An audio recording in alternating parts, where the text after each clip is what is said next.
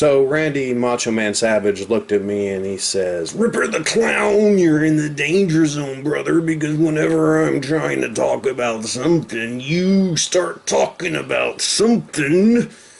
And then he kind of just stared off and paused and kind of looked introspectively, and then he continued, "But you're an icon and a legend, yeah." And I replied, "Randy, you're not saying anything I don't already know, you know?" Okay, next question. I've heard rumors for years, so what happened to you at the White House? You know, I knew you were going to ask me that. I just knew you were.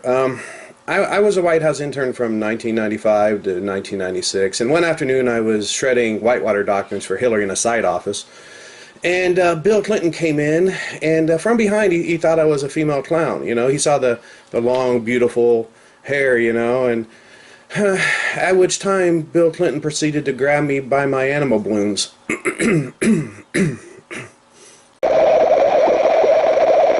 What happened?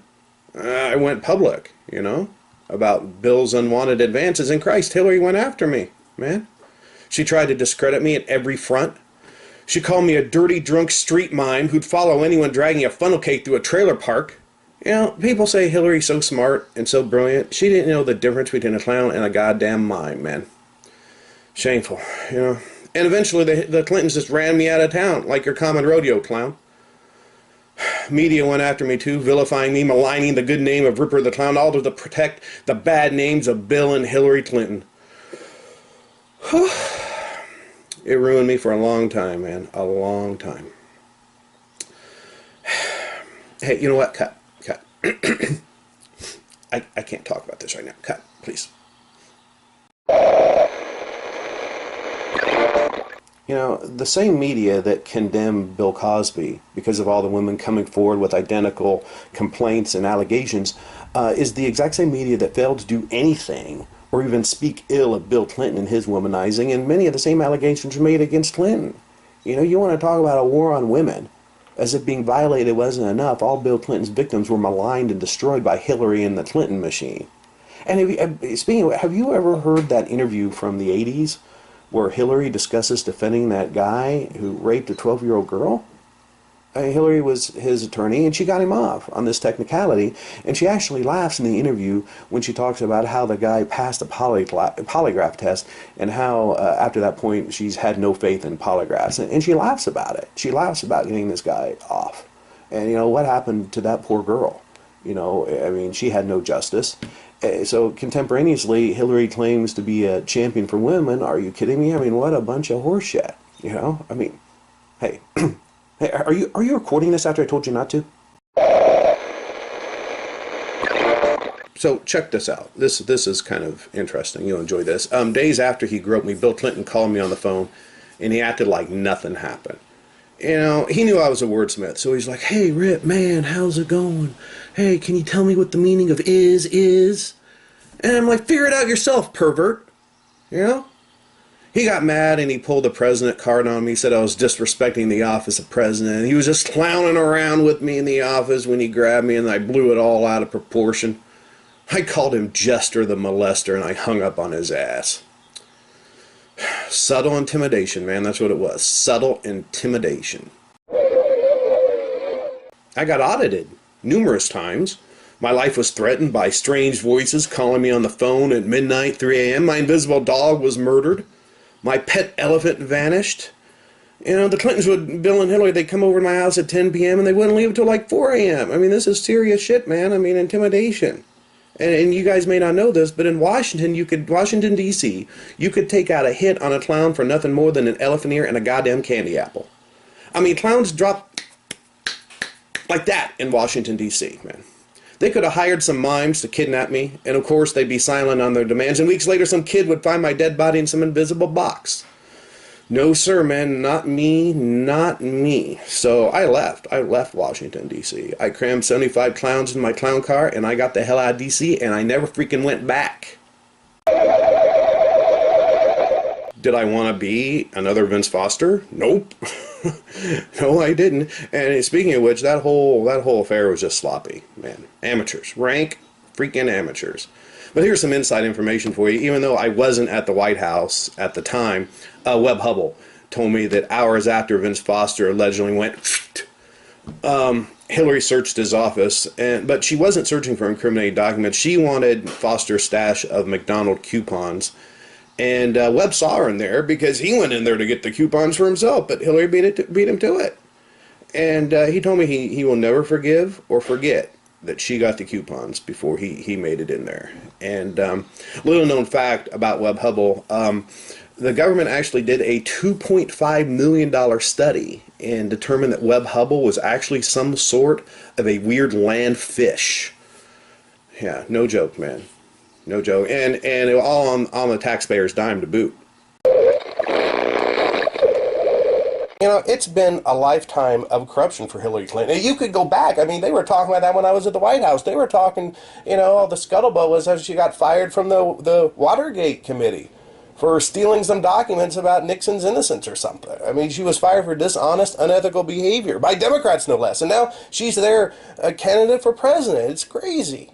You know, it's a lifetime of being a pathological liar. That's what she is. Yet people still rally around her like she's some sort of revered omnipotent being with all the screeching answers. And it's a sad commentary on this country where people still actually believe the words that come out of that liar's mouth. They actually go to her rallies, and on perfect cue they nod their heads when she speaks.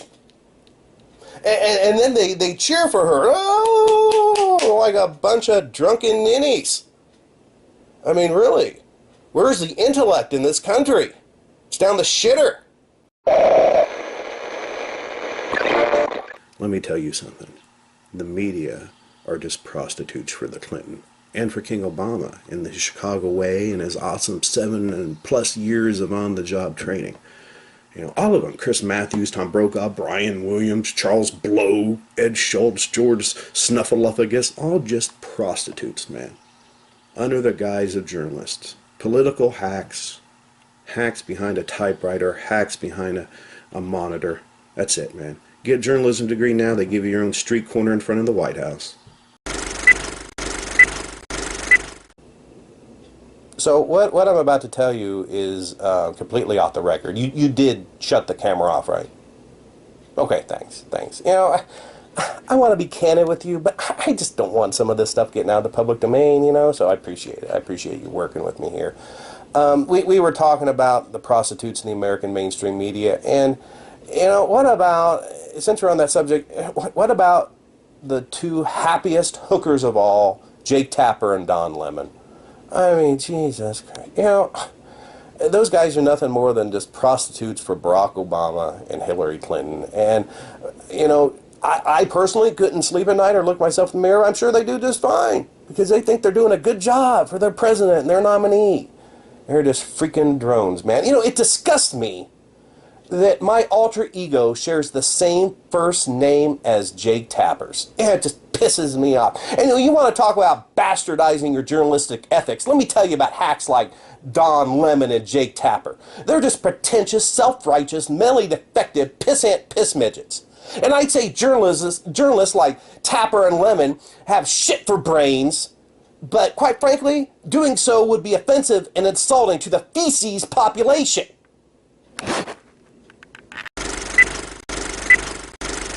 I wasn't there when the Clintons left. Like I said, I left circa 1995. But, you know, when they left the White House in 2000, they trashed the place. They trashed the joint, you know, like a bunch of frat boys. They destroyed things in the White House to the tune of 15 grand.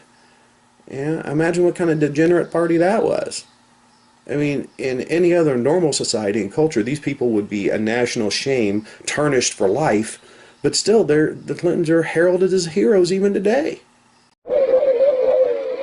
So, Bill Clinton's on this island, allegedly, and all this horrible stuff's going on. And Bill Clinton's alibi is that he's studying botany when all this is taking place. Are you shitting me? Big party going on, all this stuff. Bill Clinton's off to himself studying botany. You know, only the piss-poor, criminally neglectful mainstream media would accept and believe this crap story is truth. You You know, Hillary talks about how rich people are evil. She's got a net worth of like $110 million or something like that. Irony, man. So check this out. During the DNC, they actually locked the doors of the convention center so people wouldn't leave during Hillary's speech. That's how afraid they were that people were going to leave in droves. And this is true. You can look it up. I mean, I was there, and I got locked in. I didn't like it. And so, did you see, it was on TV, did you see the woman crying when Hillary hit the stage? And all the news media was talking about how she was crying because she was so full of emotion to see the first woman get nominated for the presidency. I talked to her after. She wasn't crying because Hillary was on stage and she was touched emotionally. She was crying because she wanted to go home. She wanted to leave, but those bastards at the DNC locked her and everyone else inside.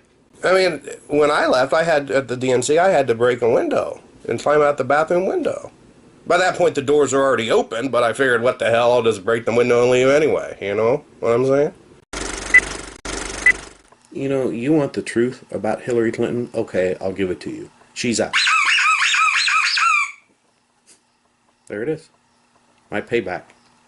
Oops. Sorry, Hillary. It's public now. Well, screw a wood chipper. I guess after saying all this to you, I should state plainly and clearly for the record that Ripper the Clown is in exquisitely perfect health.